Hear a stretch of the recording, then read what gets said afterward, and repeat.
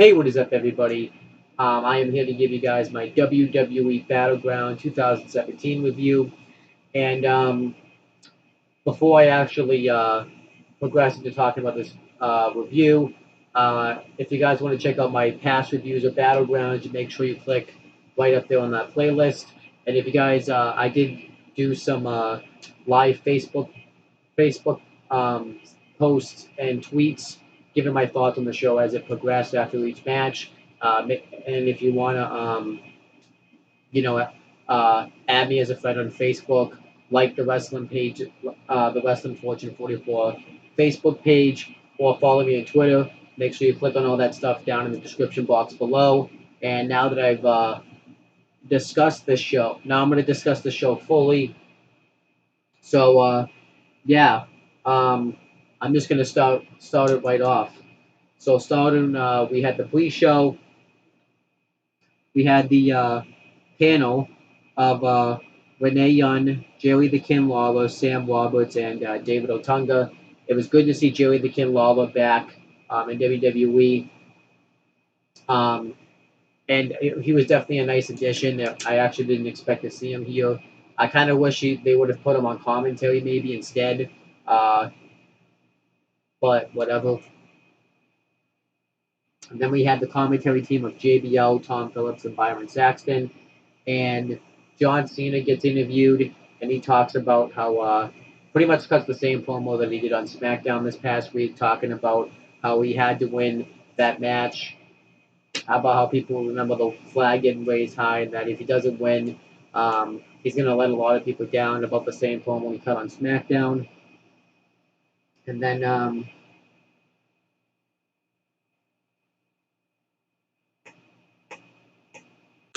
I don't know why I have that there.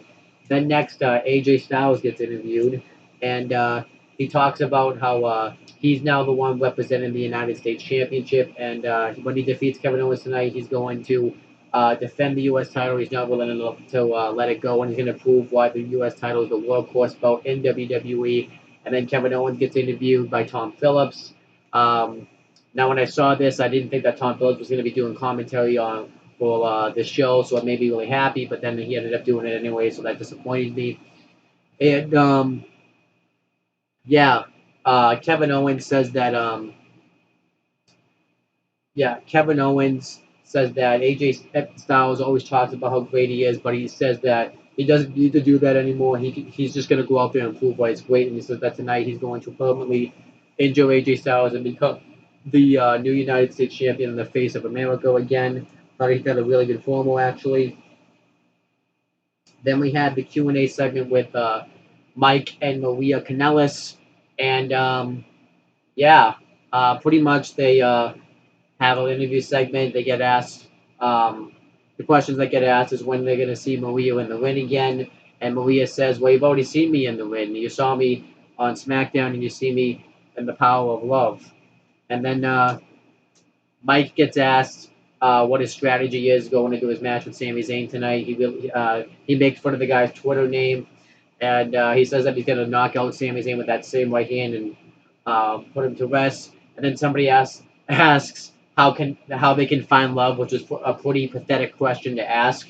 And Maria says that that you have to find that one special person, but nobody has a chance of doing that if you don't meet Mike or Maria Kanellis. This Q&A segment was terrible because I don't like the Power of Love character, so I'm not having that. And then we had the actual kickoff match. It was Aiden English versus Ty Dillinger.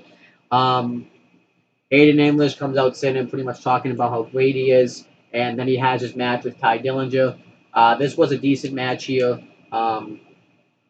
Ty Dillinger starts off doing well. He beats the crap out of Aiden English, and then Aiden English hits a headbutt right to his face. He dominates the matchup for a while, and then Ty Dillinger makes his comeback. And they started really pulling out a lot of interesting maneuvers with each other. Ty Dillinger went for the tiebreaker. Aiden English counted into a neckbreaker, covered him. English kicks out. English hit like an implanted DDT. Ty Dillinger kicked out. And then eventually the finish comes when Aiden English hits a full Nelson face first slam move for the win. And I was surprised Aiden English actually went over. I figured Ty Dillinger would win, but yeah, Aiden English went over in a match. It really doesn't matter though, because the WWE really doesn't have any plans for these guys, and it really sucks for Ty Dillinger because he's a great talent and he's being pretty much jobbed out now. So, but Aiden English, they all kind of pushing, I guess. I don't know. I mean, they're really not, but he's been on TV more than Ty Dillinger. I guess it makes sense. I don't know. Really doesn't matter. They're just gonna be jobbers anyways. And then Jinder Mahal gets interviewed by the Hindi announce team, and he says stuff in Hindi that I don't understand. And then we had the actual show itself, the same people on commentary. And then we had the first match on the show. It was a Smackdown Tag Team Championship match. Smackdown Tag Team Champions, the Usos versus Kofi Kingston and Xavier Woods with Big E ringside.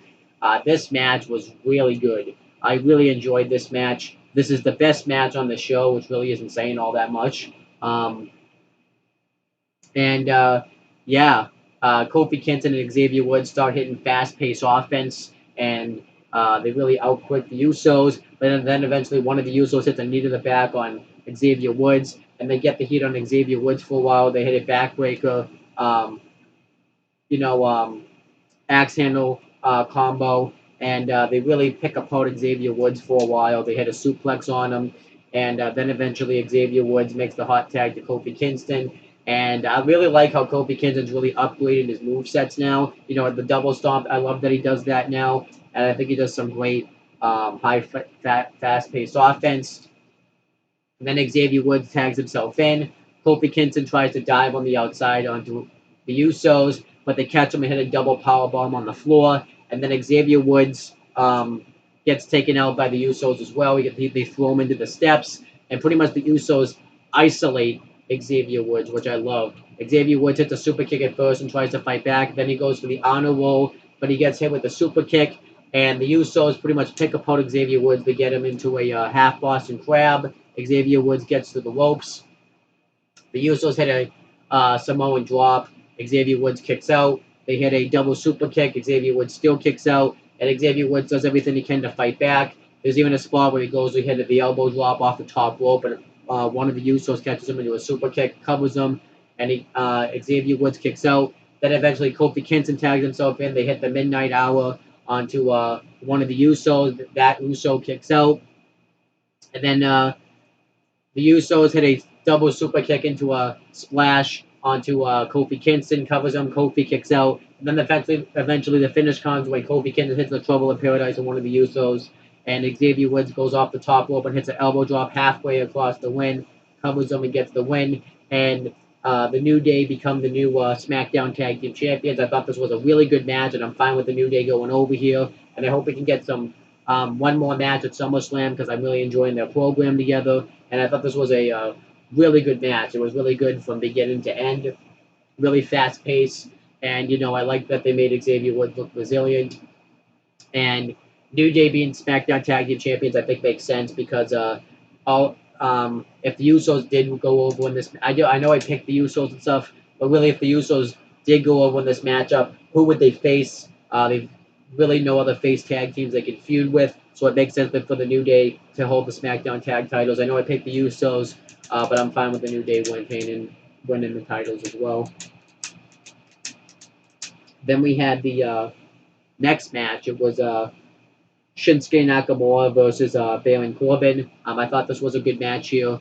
Shinsuke Nakamura and Baron out wrestles Baron Corbin in the beginning. Then Baron Corbin steps out of the ring. Nakamura goes to go after him, but Corbin rolls back in the ring, and then Nakamura gets back in, and Corbin lays him out with the right hand, and Corbin dominates Nakamura for a while. He throws him back first into the barricade, and he gets him into a bear hug. Then Nakamura turns it into a triangle choke, but Corbin counters with a big boot, and Nakamura and Corbin really takes over this matchup. Nakamura starts to make his comeback. He hits an enziguri on Corbin. He hits good vibrations, and he hits a running drop kick. And he goes for he really starts to make his comeback. He goes for the King Sasha, but then Corbin turns it into the deep six, covers him. Nakamura kicks out. Then Nakamura gets him into the cross arm breaker, and something else happens in this match. That I'm trying to. Nakamura hits the kick while Corbin's on the top rope, and then he hits a wicked kick right to the head, and he goes for the Kinshasa and Baron Corbin, but Baron Corbin's just out of it. So Nakamura tries to pick him up and hit a reverse exploder suplex, but Corbin hits a low blow on Nakamura, getting himself disqualified. So Nakamura wins by DQ, and afterwards Corbin gets back in the ring, beats down Nakamura, and hits the end of days on him, and holds up with his briefcase. I like this finish here. It was a way to protect both wrestlers. You have Shinsuke Nakamura, who can't afford to lose any momentum right now, and you have Baron Corbin, who's the Money in the Bank contract holder. So I think it makes sense. Obviously, I expect the rematch to happen at SummerSlam, where I think Nakamura should win. And yeah, but I thought overall this was a good match here, and I like the finish. And they actually, gelled pretty well together. I just still hate that they've made Nakamura just another guy on the roster, and they really don't feature him all that special. So yeah. And then we have the elimination match where the winner's going to face Naomi for the Smackdown Women's Championship at SummerSlam. It was Becky Lynch versus Tamina Snuka versus Natalya versus Lana versus Charlotte Flair with Naomi on commentary. Something I forgot to mention. That's why I had that.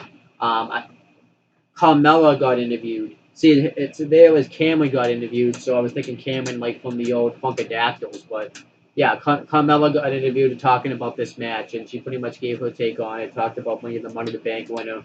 I got confused there, so I think it auto-corrected. Sorry, but this Fatal 5-Way match I thought was solid. It started off really weak. All the women pretty much double team Charlotte, Flair, and Becky Lynch, and they all Charlotte and Becky Lynch start off doing well. Tamina Snuka takes out Natalya, and then Lana throws Becky Lynch's ribs first into the announcers table, and then Tamina and Carmella pick apart Charlotte for a while. I thought it looked pretty weak, and then Becky Lynch comes in and makes the save. They both hit double exploder suplexes, and then Charlotte and Becky Lynch go at it. Charlotte hits a clothesline on Becky Lynch, and then Natalya takes it well with a drop kick. And then Tamina takes out Natalya, and Becky Lynch gets the disarm win on Lana, but actually Charlotte, but for some odd reason, Lana breaks it up, which didn't make any sense since it's an elimination match. I think she wanted to get the credit and eliminate Charlotte herself, but it made no sense. And then Charlotte tried to eliminate Becky Lynch with the figure eight, but Tamina breaks it up, spears her out of the ring, and then Becky Lynch hits the disarmer on Lana, but Tamina breaks it up, and then she gets the disarmer on her again, but this time Tamina breaks it up a second time, and then she puts it in on Tamina. Tamina taps out and gets eliminated. Then she taps out Lana to the disarmer. Natalya rolls up Becky Lynch and eliminates her. So then it's down to Charlotte Flair and Natalya. And Charlotte hits a big boot, goes to eliminate Natalya. She kicks out. She goes for the figure eight. Natalya turns it into a cross arm breaker. And then Charlotte goes for the figure eight, but then Natalya gets out of it, rolls her up, and she hits with the back of her head on the bottom turnbuckle, covers Charlotte. Natalya wins. Decent match here. I actually like the finish. I think Natalya, I guess, can work to face Naomi. I thought they would have gone with Charlotte because that would have been the better matchup. But I think Natalya can work too. And Natalya, Naomi tries to shake Natalya's hand. Natalya's not having it. She walks away. Yeah, overall, I think Natalya and Naomi could have a decent program going into SummerSlam for the Smackdown Women's Championship. I'm just questioning, what the hell happened to Charlotte, though? Did she piss somebody off backstage or something? Because ever since she's come to SmackDown, she really just kind of lost a lot of her luster because she's just not featured that much anymore, and she's, tapping out clean to Becky Lynch on SmackDown this past Tuesday, and now she's losing heel So I don't know what's going on with Charlotte Flair. Um, she started because I just think ever since she's come to SmackDown, they haven't utilized her all that much. So I don't know what happened. Um, I just don't know. Maybe they're teaching her a lesson since her naked nude photos got leaked, and if that's the case, then why are you doing that? But yeah, like I said, I'm fine with seeing Natalya versus Naomi for the SmackDown Women's title, so I'm fine with it. And then um, afterwards, this is pretty much where the show goes downhill. Next match was the United States Championship match. United States Champion AJ Styles versus Kevin Owens. Um, Yeah, this was a good match, but it was hurt by the finish. AJ Styles starts dominating the matchup. He, hits a head scissor on Kevin Owens, and he constantly gets the better of him. And then AJ Styles throws Owens into the barricade, and he goes to um, attack him in the barricade. Owens moves out of the way, and he lands whips first into the barricade, and then he throws him nuts first right into the turnbuckle. And then Owens hits a senton, covers him. Styles kicks out. Then Owens dominates the matchup for a while. Styles tries to make a comeback, but Owens counters with a DDT. And then the match really starts to go back and forth. Owens hits a cannonball. Styles kicks out. Styles hits the torture rack backbreaker into the power bomb. Owens kicks out. Styles hits the fireman's carry neck breaker. Owens kicks out. And they both just really went back and forth. Then eventually Owens went for the Styles tried to go for the phenomenal forearm several times, and then Owens rolled out of the win. Styles then went to dive on him on the outside. Owens took him up by the knee, and he hits his shoulder awkwardly on the post. Then he goes for the pop-up powerbomb, and Styles hits a Pele kick, and then he goes for the Styles Clash, but Owens tosses him right into the official. The official gets knocked down, so then Kevin Owens attacks him from behind, goes for the pop-up powerbomb. Styles counters into the calf crusher, sorry, and you think Owens is gonna tap, and the referee's not gonna see it. So, but then instead, what happens is Owens turns it into a crossface. Styles turns it into a crossface then himself, and the referee started to come to doing all this. I thought they kind of played it over dramatic or whatever, and then eventually Owens rolls up Styles. The referee sees it. He covers, um, he counts Styles' shoulders down to the mat, and Kevin Owens wins, and he regains the United States Championship, and then that was it. I didn't like the finish at all. The ref bump and the way they did it really ruined it.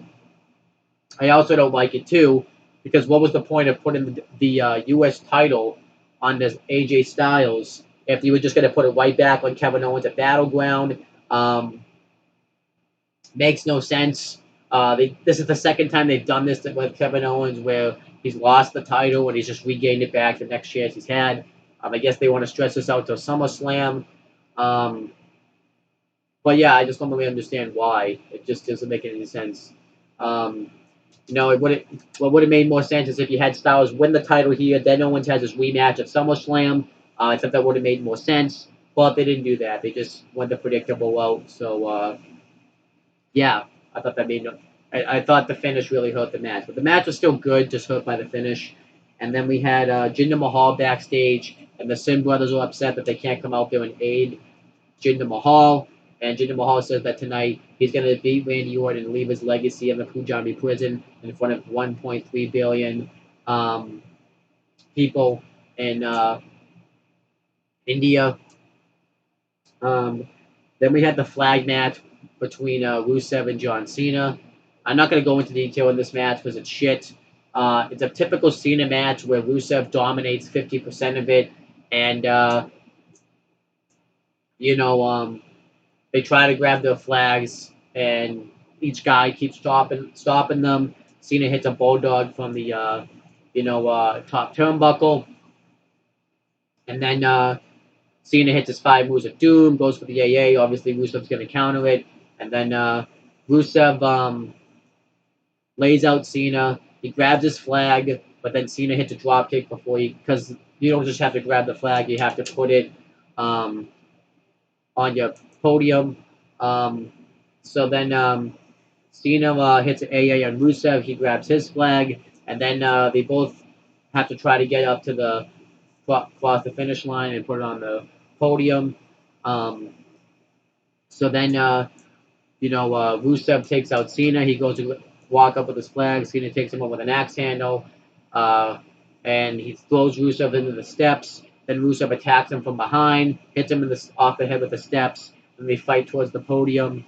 Rusev bounces Cena's head off the podium. Cena throws Rusev into the screen, into the Titantron. Rusev hits a fallaway slam, gets him into the accolade, and then he sets up two tables by his podium, and Cena, goes to grab his flag, but then Rusev grabs like the stand where he's supposed to put it in, hits Cena with it, and then Rusev gets him in the accolade. Rusev's gonna put his thing in the stand. Cena prevents him from doing so. Hits an AA through the two tables off his podium. Puts the flag on with the stand. Wins.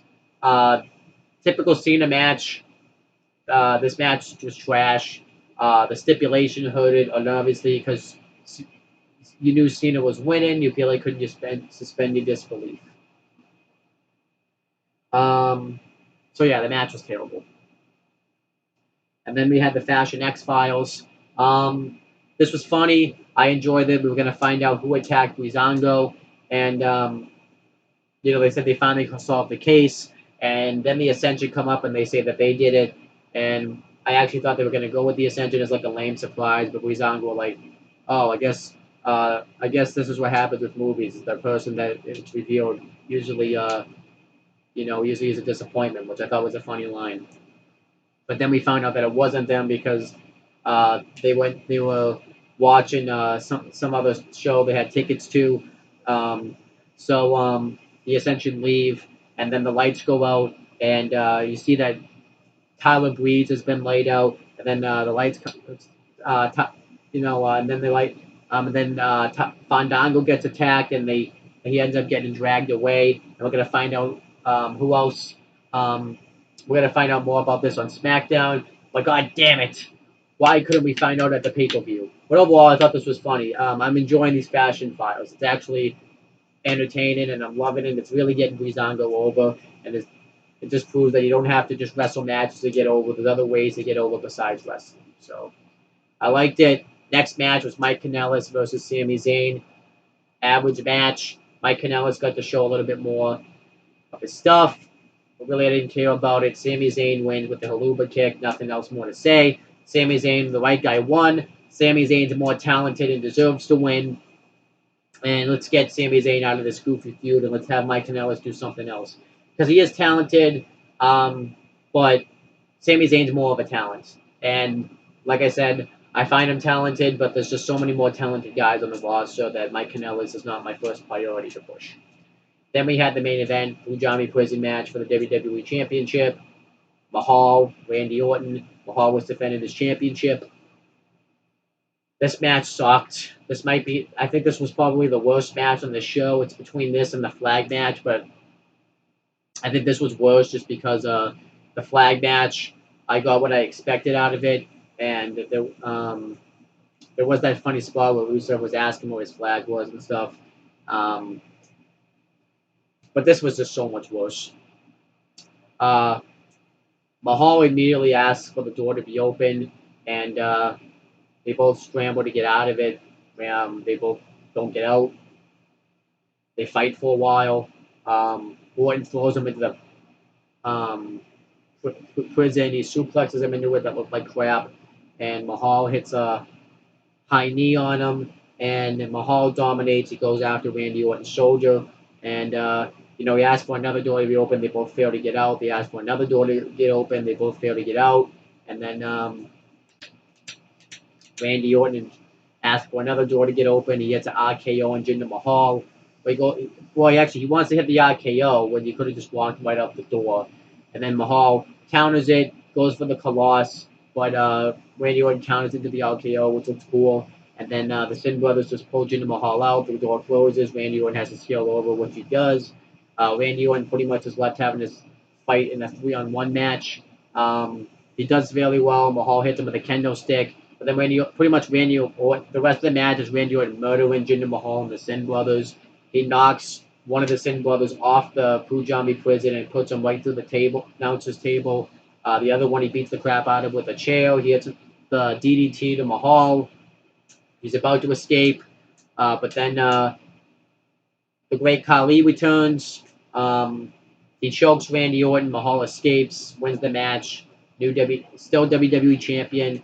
Talking smack. Kevin Owens got into a heated confrontation with Renee Young. I talked about winning the U.S. title back. It was hosted by Renee Young and Jerry the Kid Lawler, by the way. I thought they had some nice stuff. Natalia talks about winning her match and how all the women are not superior to her.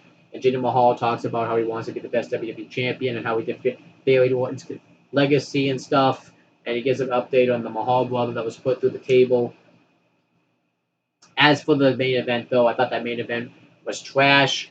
And I thought, I just wanted the match to end, but it wouldn't end. It just lasted forever. Yeah, I just didn't really feel like talking about the match in detail. It was probably the best Punjabi prison match ever.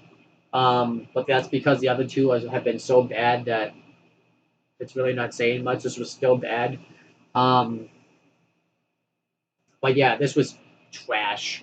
The Great Khali returning was stupid.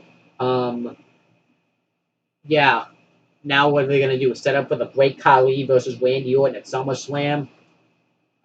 Fuck that shit. I don't want to see that. I don't want to see Randy Orton versus the Great Khali. I actually would have preferred that Kevin Owens lost his match and we got Kevin Owens versus Kevin Owens versus Randy Orton at SummerSlam. Or how about Randy Orton never loses his championship? We get Randy Orton versus AJ Styles for the WWE Championship at SummerSlam. That would be a great match. But no, we have to see fucking Jinder Mahal. Would have preferred. So obviously, yeah. Obviously now we know what's going to come next for Jinder Mahal. He's going to be facing John Cena at SummerSlam. And I still begging. I never thought I would ask for this, but John Cena, all those times that you've used your backstage apologists to hold superstars down, now is the time to do so. Now is the time for Cena to bury Jinder Mahal and bury the Maharaja. Because I have a feeling because this time it probably won't happen. Something that tell me that Jinder Mahal will beat Cena at SummerSlam, but but I'm gonna root for it. Cena, you got to bury Jinder Mahal like you've buried Kevin Owens, Bray Wyatt, Wade Barrett, the Nexus. I want you, Rusev again now. Now it's time for you to bury Jinder Mahal and make him enhancement talent and put Jinder Mahal right where he belongs. Hopefully that happens. Overall, this show was average. Really nothing special about it at all. It was better, I guess, than I thought it was going to be. The beginning, I thought the show had a great start, actually. I really enjoyed that SmackDown tag title match. Corbin and Nakamura had a good match with a good finish. And then the fatal five-way elimination match was actually a solid match, and I thought the right person went over. And then the U.S. title match was good, but had a bad finish. I think after the U.S. title match was when the show went to shit. It had a bad finish. Then you had that awful flag match. Then you had that average ass match between Sami Zayn and Mike Kanellis. What was that even doing on a pay per view? That was not pay per view quality at all. And then you had that awful Punjabi prison match that just took forever. You had the return of the Great Khali, who's a terrible wrestler. What is the Great Khali going to do for you in WWE? That's what I don't know. And then you had that awful Jinder Mahal promo. You had the pre-show that was actually pretty decent too, though. But this show really was average. And I actually thought WWE was surprising me at first, and they were going to actually deliver a good pay-per-view because it looked like it was going in that direction, and then it just fell apart. And that's what the normal cases happen with WWE. I'm just starting to question why I have a brand split anymore, because SmackDown really needs to just... I feel like SmackDown is just terrible right now. They got to do something to up SmackDown, because it's awful. Because I don't even think that the title off Jinder Mahal is going to do it. You have booking decisions like having Kevin Owens win back the U.S. title right after he lost it at a live show. You have awful decisions like, you know, like, yeah, like I said, Kevin Owens winning back the U.S. title after he just lost it. You have awful decisions like having Mike and Maria Kanellis do this whole love storyline and have Sami Zayn acting like a goof. You're booking Shinsuke Nakamura just like another wrestler on the roster. Dumb. Um, what else is it? What else are they doing? One having Rusev come back just to lose to Cena. If the WWE is just going to keep doing this with Rusev, why am I going to care about Rusev? Um, so they need to do something. And it looks like from the SmackDown side of things, with the matches we're going to get at SummerSlam, we're obviously going to get Jinder Mahal versus John Cena. The match is going to suck. All of Jinder Mahal's matches with Randy Orton were terrible. The match may be slightly better with Cena, but Cena's kind of like one of those type of performers that, depending on who he's facing, the match will be good or just decent. If he was facing someone like a Kevin Owens, the match will be fantastic, or an AJ Styles, or someone that's better than him. But if he's facing someone like Jinder Mahal, who's terrible, the match probably will just be adequate. However, what I think is the case here is it looks like if Cena doesn't win, the match will be shit. Then you have Randy Orton versus the Great Khali. That match is going to suck, be terrible. And is Randy Orton now going to lose to the Great Khali? So, yeah. Kevin Owens versus AJ Styles. That match should have a stipulation behind it. That could be a really good match. They've come so close to having match of the. See, these two guys could have match of the year caliber if the WWE would start messing up and booking it. Nakamura, Baron Corbin could have another good match. But again, why are they feuding with each other? New Day, Usos, whatever two members, that would be fantastic. I guess whoever's attacking Breezango. What else is set up for SummerSlam? I don't even know on SmackDown. That's, I think, it. I don't think they're going to do Sami Zayn, Mike Kanellis again. That's not a SummerSlam match. So, yeah, the SummerSlam card on the SmackDown side of things looks really weak. I think Raw's going to outdo SmackDown when it comes to that. I don't know. Let me do my star ratings for each match now. For the SmackDown Tag Team Championship match, I'm going to rate that match probably 3.5 stars. I thought that was a really good match. I forgot the pre-show match. I'm rating the pre-show match, and I'm going to leave my star ratings in the description box below. But the pre-show match, I'm probably going to rate 2 stars. I want to write these down so that way I can, rating the pre-show match 2 stars. Like I said, for the SmackDown Tag Team Championship match, I'm probably going to rate that match 3.5 stars. I thought that was a really good match. For Nakamura versus Corbin, I'm going to rate that match 3 stars. For the SmackDown Women's Title number 1 contenders match, probably 2.5. I thought that was solid. And then for the U.S. title match, that's also 3 stars, just because the finish really hurts that match. And then for the flag match, that's 1.5 stars. Sami Zayn, Mike Kanellis, that's 2 stars. And then the Punjabi prison match is 1 star. So those are my star ratings. Overall, this show was average, like I said, 5 out of 10 show. Hopefully after SummerSlam, SmackDown can come up with some better pay-per-views and stuff, but we'll have to wait and see. That's pretty much it, guys, for this video. Like I said, if you want to check out my thoughts as I was Facebooking and stuff about it, add me as a friend on Facebook, follow me, follow the Facebook page, and then also follow me on Twitter. And then,